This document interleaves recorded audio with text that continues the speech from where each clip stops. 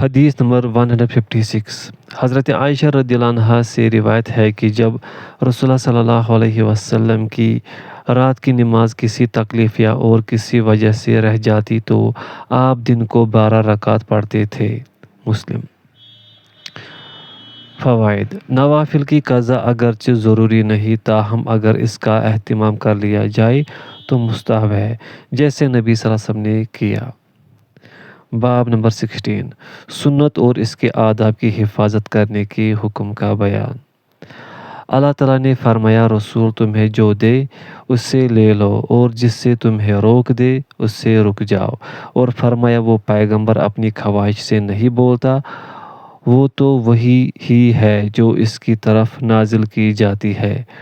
اور اللہ تعالیٰ نے فرمایا، اے پیغمبر ان سے کہہ دے اگر تم اللہ سے محبت کرتے ہو تو پس تم میری پیروی کرو، اللہ تمہیں اپنا محبوب بنا لے گا اور تمہارے گناہ بخش دے گا۔ اور فرمایا، یقیناً تمہارے لیے رسول اللہ صلی اللہ علیہ وسلم کی ذات میں بہترین نمونہ ہے اس شخص کے لیے جو اللہ پر اور یوم آخرت پر یقین رکھتا ہے۔ اور فرمایا، تیرے رب کی قسم ہے لوگ مومن نہیں ہوں گے یہاں تک کہ وہ اپنے باہمی جھگڑوں میں تجھے اپنا حکم ثالث نہ مان لے، پھر تیرے فیصلے پر وہ اپنے دلوں میں کوئی تنگی بھی محسوس نہ کرے اور نہایت خوش دلی سے اسے تسلیم کر لے۔ اور اللہ تعالیٰ نے فرمایا، اگر کسی چیز کی بابت تمہارا آپس میں جھگڑا ہو جائے کہ جائز ہے یا ناجائز تو تم اسے اللہ اور اس کے رسول کی طرف لوٹا دو اگر تم اللہ پر اور یوم آخرت پر ایمان رکھتے ہو۔ علماء نے کہا ہے کہ اس کے معنی ہے کتاب و سنت کی طرف لوٹا دو، یعنی اس کی روشنی میں جائز و ناجائز کا فیصلہ کرو۔ اور اللہ تعالیٰ نے فرمایا، جس نے رسول اللہ صلی اللہ علیہ وسلم کی اطاعت کی یقیناً اس نے اللہ کی اطاعت کی۔ اور اللہ تعالیٰ نے فرمایا، یقیناً تو سیدھے راستے کی طرف رہنمائی کرتا ہے جو اللہ کا راستہ ہے۔ اور اللہ تعالیٰ نے فرمایا، رسول کے حکم کی مخالفت کرنے والوں کو اس امر سے ڈر جانا چاہیے کہ وہ کسی آزمائش سے دوچار نہ ہو جائے یا انہیں کوئی دردناک عذاب نہ آ پہنچے۔ اور فرمایا، اور یاد رکھو اللہ کی آیتوں اور حکمت سنت کو جو تمہارے گھروں میں پڑھی جاتی تلاوت کی جاتی ہے۔ اس باب میں اور بہت سی آیات ہیں، اس باب سے متعلقہ احادیث ملاحظہ فرمائے۔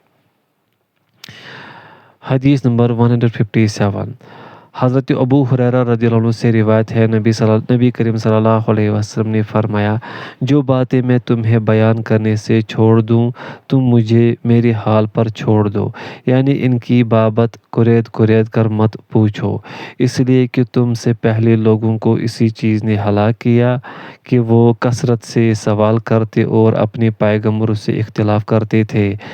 اس لیے جب میں تمہیں کسی چیز سے روکوں تو تم اس سے اجتناب کرو، اور جب میں تمہیں کسی چیز کا حکم دوں تو اسے اپنی طاقت کے مطابق بجا لاؤ۔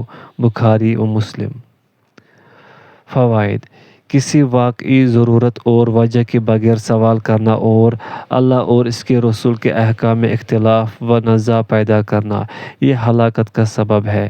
سلامتی کا راستہ صرف یہی ہے کہ اللہ اور اس کے رسول کی باتوں پر بلا چوں و چرا عمل کیا جائے۔ مذہب کی فقہی موشگافیاں بھی اسی ذیل میں آتی ہیں جن سے جدل و اختلاف کا دروازہ کھلتا اور افتراق و تشدد کا راستہ ہموار ہوتا ہے۔ کاش امت محمد اس تباہ کن راستے سے ہٹ کر اس صراط مستقیم پر آ جائے جو امن و سلامتی کا ضامن ہے، اور وہ صراط مستقیم ایک اور صرف ایک ہے، 4 یا 5 نہیں، حق صرف ایک ہے، متعدد نہیں، حق کے بعد گمراہی ہی گمراہی ہے۔ حدیث نمبر 158 حضرت ابو نجی ارباز بن ساریہ رضی اللہ عنہ سے روایت ہے کہ رسول اللہ صلی اللہ علیہ وسلم نے ہمیں ایک مرتبہ نہایت مؤثر واعظ ارشاد فرمایا جس سے دل ڈر گئے اور آنکھیں بہہ پڑی۔ ہم نے کہا، یا رسول اللہ، یہ تو گویا آخری الوداع کہنے والے کا واعظ ہے۔ بس آپ ہمیں وصیت فرما دیجیے۔ آپ نے فرمایا میں تمہیں اللہ سے ڈرنے کی اور سمع و طاعت یعنی امیر کی بات سننے اور اس پر عمل کرنے کی وصیت کرتا ہوں، اگرچہ تم پر کوئی حبشی غلام امیر مقرر ہو جائے۔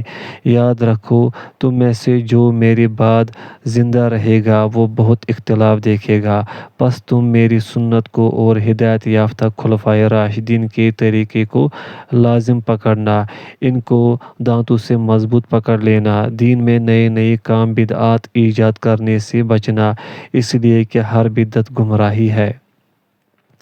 اس کو ابو داؤد اور ترمذی نے روایت کیا اور امام ترمذی نے کہا یہ حدیث حسن صحیح ہے۔ نواجذ ذال معجمہ نقطے والی ذال کے ساتھ، مخصوص دانت یا باز کے نزدیک داڑھیں۔ فوائد: اس میں تقوی اور اطاعت امیر اختیار کرنے کے علاوہ سنت نبوی اور سنت خلفائے راشدین کے اتباع کی تاکید اور بدعات سے اجتناب کی تلقین ہے۔ علاوہ ازیں اس میں نبی صلی اللہ علیہ وسلم نے اس امر کی خبر دی کہ یہ امت اختلافات کا شکار ہو جائے گی، اور ساتھ ہی صحیح راستے کی نشاندہی بھی فرما دی، اور وہ یہ کہ نبی صلی اللہ علیہ وسلم کی سنت اور خلفائے راشدین کے تعامل سے تجاوز نہ کیا جائے۔ یہ کثرت اختلافات میں حق کو پہچاننے کی ایک کسوٹی اور معیار، کاش مسلمان اس معیار نبی صلی اللہ علیہ وسلم کو ہی واحد معیار حق تسلیم کر لے۔ حدیث نمبر 159۔ حضرت ابو ہریرہ رضی اللہ عنہ سے روایت ہے کہ رسول اللہ صلی اللہ علیہ وسلم نے فرمایا، میری امت سب کی سب جنت میں جائے گی سوائے ان افراد کے جو انکار کر دے۔ پوچھا گیا یا رسول اللہ جنت میں جانے سے کون انکار کرے گا؟ آپ نے جواب میں ارشاد فرمایا، جس نے میری اطاعت کی وہ جنت میں داخل ہو گیا، اور جس نے میری نافرمانی کی اس نے جنت میں جانے سے انکار کر دیا۔ بخاری۔ فوائد: امت سے مراد یہاں امت اجابت ہے، یعنی وہ لوگ جو نبی صلی اللہ علیہ وسلم کی دعوت قبول کر کے آپ پر ایمان لائے، اور اس امت اجابت میں سے بھی جنت میں وہی جائیں گے جو آپ کے سچے پیروکار ہوں گے، نافرمان جنت میں جانے سے محروم رہیں گے۔ حدیث نمبر 160۔ حضرت ابو مسلم اور بعض کے نزدیک ابو ایاس سلمہ بن عمرو بن اکوع رضی اللہ عنہ بیان کرتے ہیں کہ ایک شخص نے رسول اللہ صلی اللہ علیہ وسلم کے پاس بائیں ہاتھ سے کھایا۔ آپ نے اس سے فرمایا اپنے داہنے ہاتھ سے کھاؤ۔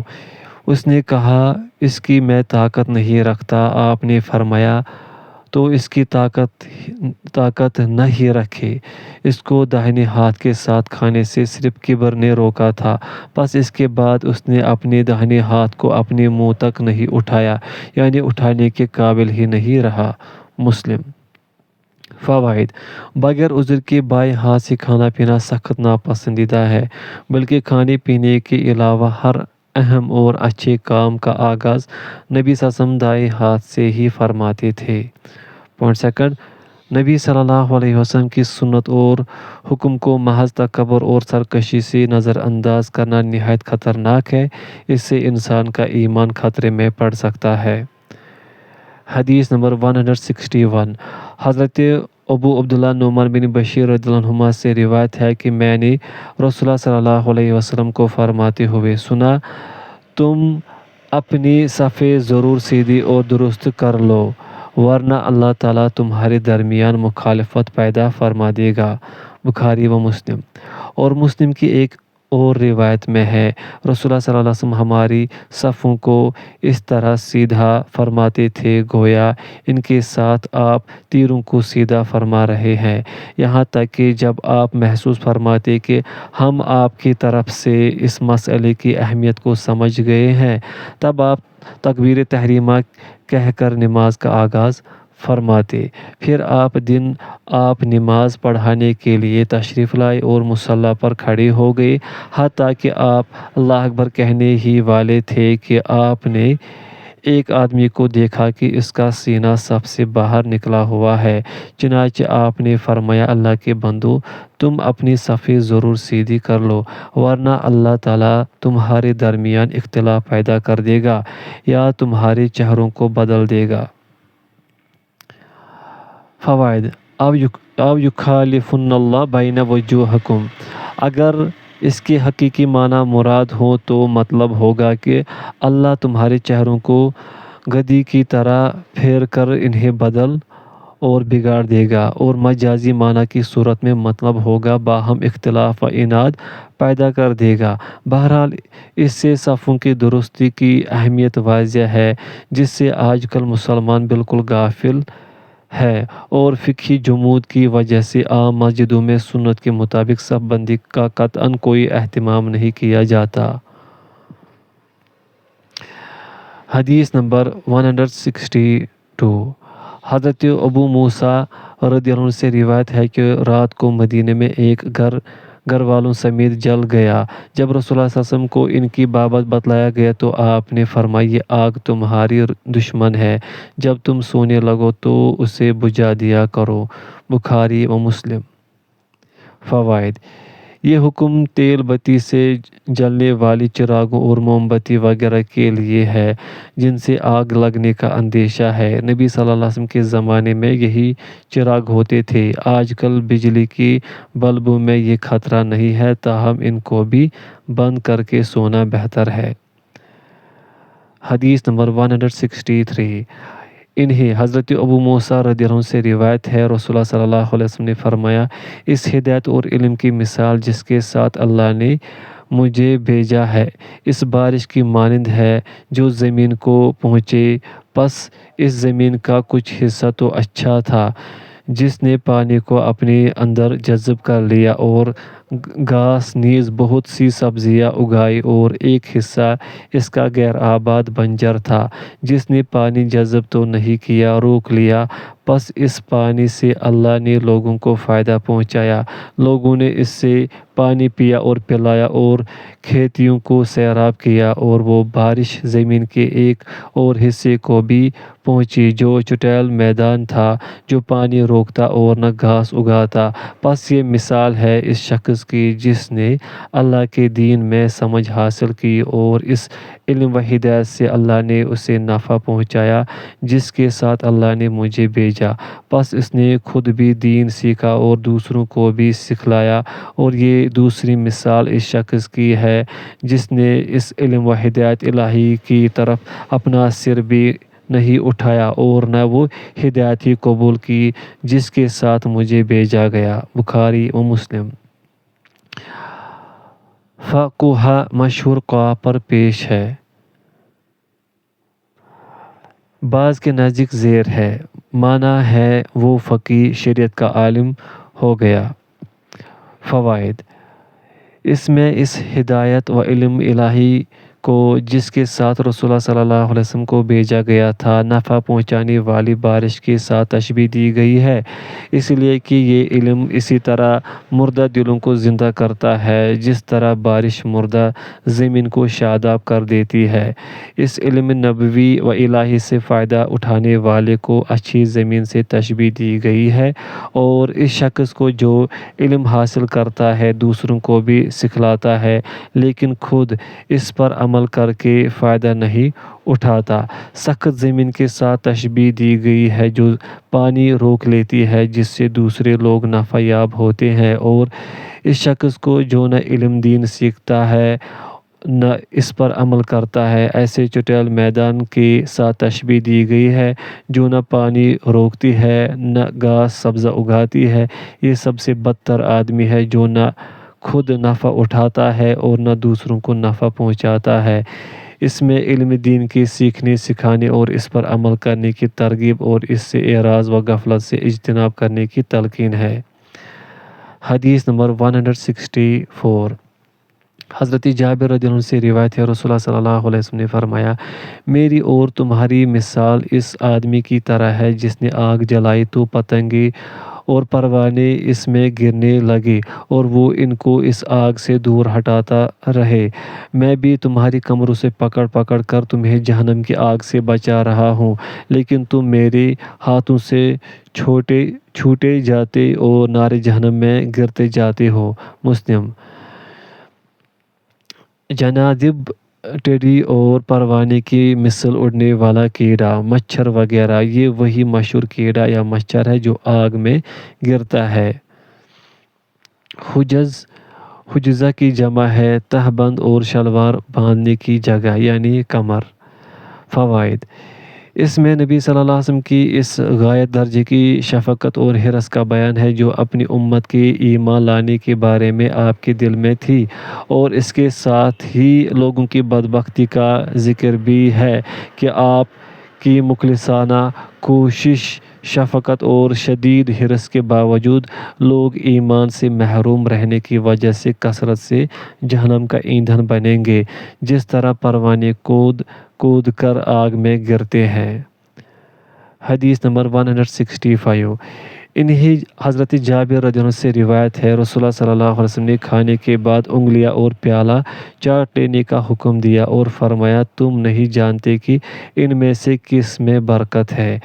اس کو مسلم نے روایت کیا اور مسلم ہی کی ایک اور روایت میں ہے، فرمایا، جب تم میں سے کسی کا لقمہ ہاتھ سے زمین پر گر جائے تو اس کو چاہیے کہ اسے پکڑ لے، زمین سے اٹھا لے اور اس میں لگی ہوئی گندگی، مٹی وغیرہ کو صاف کر کے کھا لے، اور اسے شیطان کے لیے نہ چھوڑے اور اپنے ہاتھ رومال، تولیہ، کپڑے کے ساتھ نہ پوچھے، یہاں تک کہ پہلے اپنی انگلیاں چاٹ لے، اس لیے کہ وہ نہیں جانتا کہ اس کے کون سے کھانے میں برکت ہے۔ اور اسی مسلم کی ایک اور روایت میں ہے کہ شیطان تمہارے پاس تمہاری ہر چیز میں حاضر ہوتا ہے، یہاں تک کہ کھانے کے وقت بھی، پس جب تم میں سے کسی کے ہاتھ سے لقمہ گر جائے تو اس کو چاہیے کہ اسے اٹھا کر اس میں لگی ہوئی گندگی اگر ممکن ہو صاف کر لے اور کھا لے، اور اسے شیطان کے لیے نہ چھوڑے۔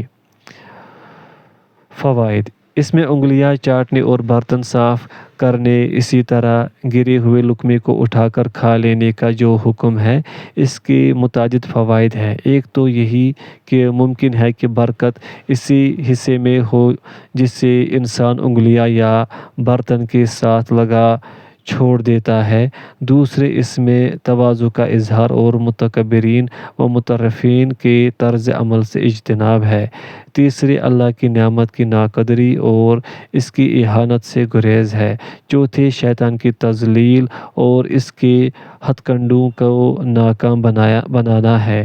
اس سے اندازہ لگایا جا سکتا ہے کہ آج کل دعوتوں میں جس طرح کھانا ضائع کیا جاتا اور سڑکوں اور کوڑھوں کے ڈھیروں پر پھینک دیا جاتا ہے، وہ کس طرح اللہ کی نعمت کی ناقدری اور اسلامی تعلیمات کی بے توقیری ہے۔ اعاذنا اللہ منہ۔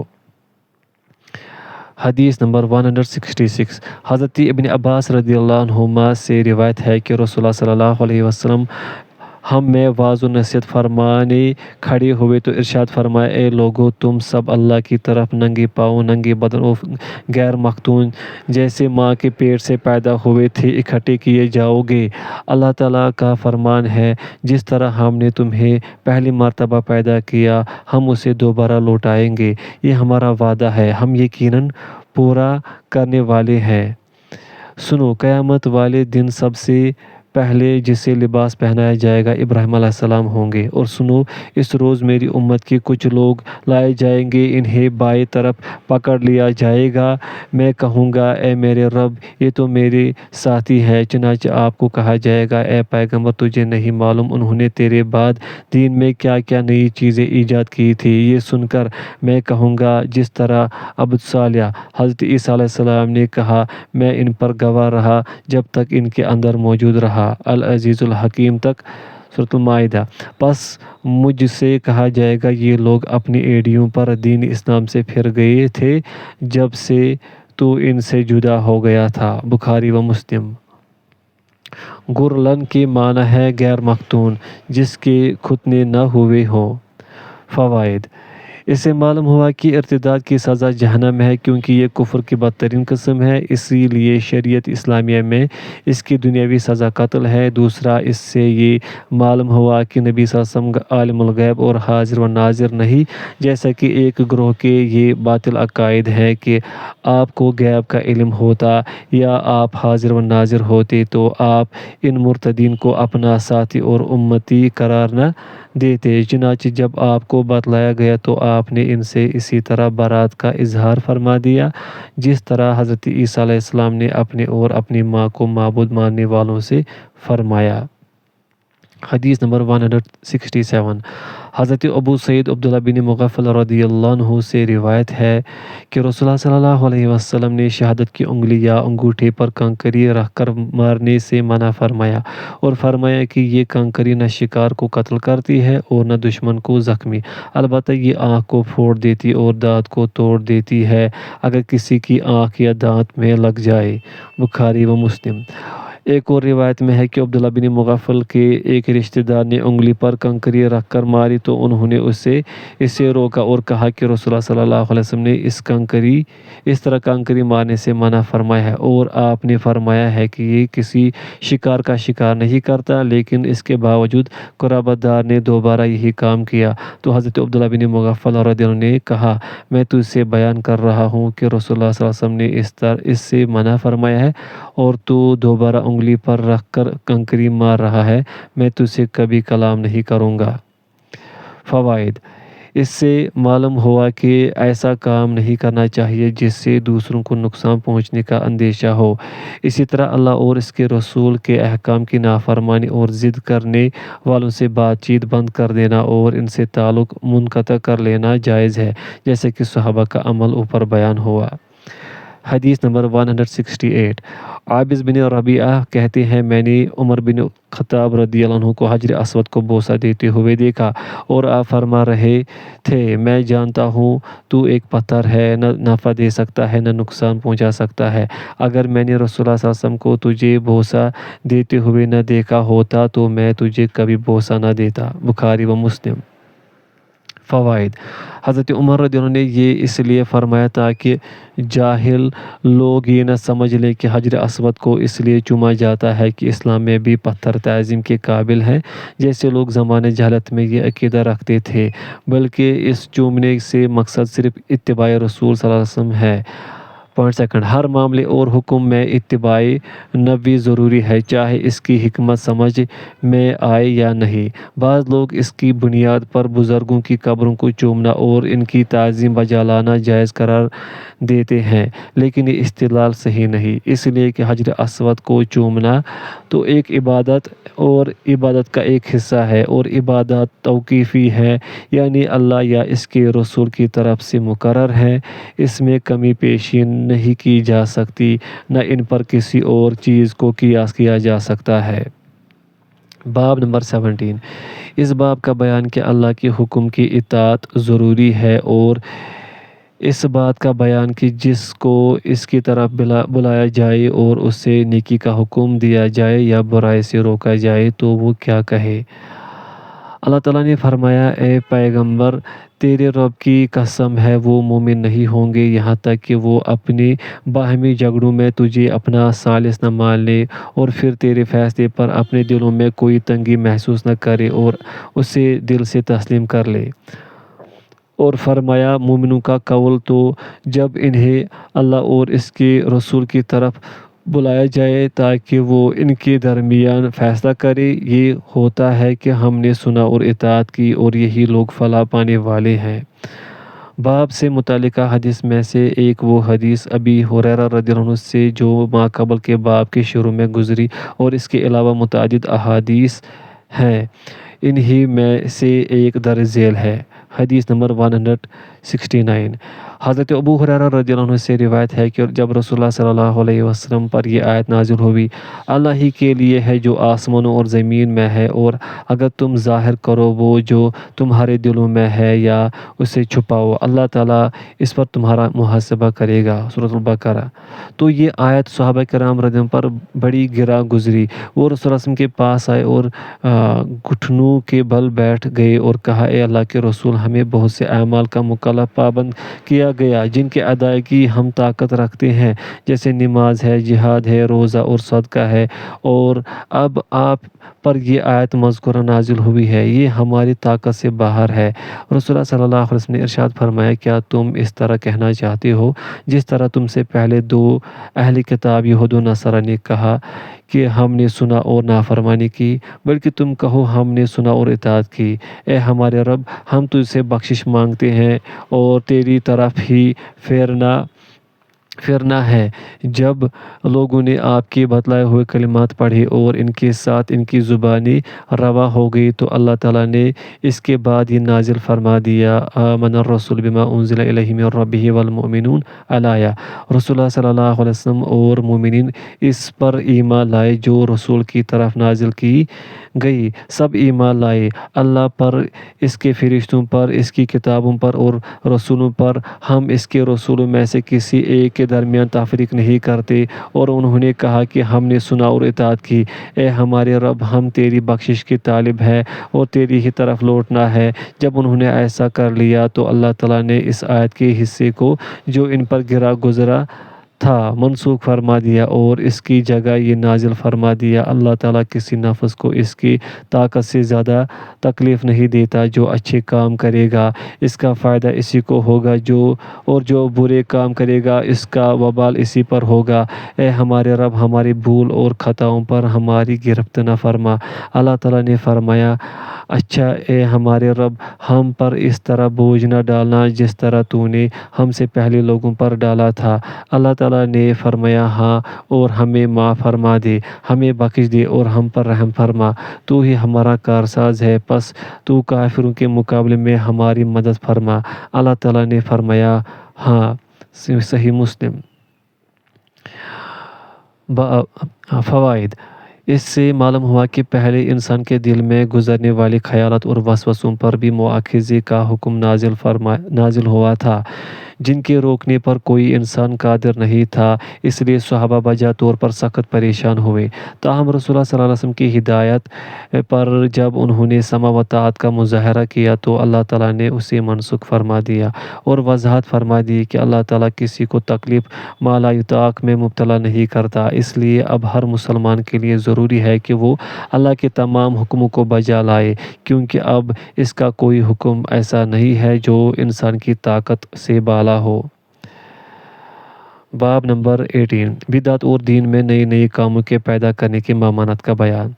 اللہ تعالیٰ نے فرمایا، پس نہیں ہے حق کے بعد مگر گمراہی، اور فرمایا اللہ تعالیٰ نے، ہم نے کتاب میں کسی چیز کے بیان کرنے میں کوتاہی سے کام نہیں لیا، اور فرمایا اگر تم کسی چیز کے بابت آپس میں اختلاف و نازع کرو تو اسے اللہ اور اس رسول کی طرف لوٹا دو، یعنی کتاب و سنت کی طرف رجوع کرو، اور فرمایا اور یہ ہے میرا راستہ سیدھا، بس تم اسی کی پیروی کرو اور دوسرے راستوں کی پیروی مت کرو، ورنہ وہ تمہیں اس سیدھے راستے سے جدا کر دیں گے۔